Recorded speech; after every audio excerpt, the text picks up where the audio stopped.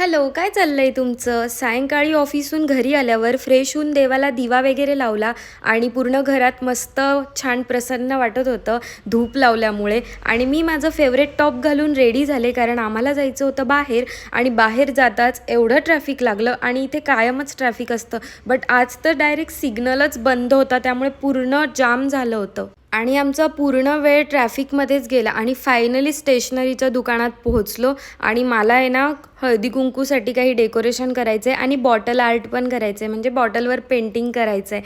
तर त्याचसाठी मी इथे कलर्स आणि काही पेपर्स वगैरे घ्यायला आली होती. आणि हे स्टेशनरी शॉप खरंच मस्त होतं हं, कारण इथे गिफ्ट्स, त्यानंतर शो पीस, कॉस्मॅटिक्स सगळ्या वस्तू होत्या. आणि त्याच्या बाजूलाच फ्रोझन बॉटल्स बघून खूप इच्छा झाली घ्यायची. मग मी पार्सल माझं फेवरेट बटरस्कॉच घेतलं. आणि आज डोसा बनवायचा प्लॅन होता, म्हणून मी डोसाचं पीठ आणायला गेली आणि निखिल फ्रुट्स आणायला गेला. त्यानंतर मग आम्ही घरी आलो आणि ऑलरेडी खूप उशीर झाला होता आम्हाला, म्हणून मग निखिलने पण मला खूप मदत केली. त्याने पटापट डोसे लावले आणि मी बटाट्याची चटणी बनवली, कारण बटाट्याची भाजीशिवाय तर डोसा खायला मला मजा नाही येत. म्हणून मग मला डोसासोबत बटाट्याची भाजी लागतेच. आणि तुम्हाला पण माझ्यासारखा मसाला डोसा खूप आवडतो का? आवडत असेल तर नक्की कमेंट करा, मी त्याला नक्की डोसा खायला बोलवेल माझ्या घरी. आणि खरंच यार, मसाला डोसा खूप छान झाला होता आज. आणि असेच माझे डेली व्लॉग बघण्यासाठी मला फॉलो करून जा. Okay, bye bye.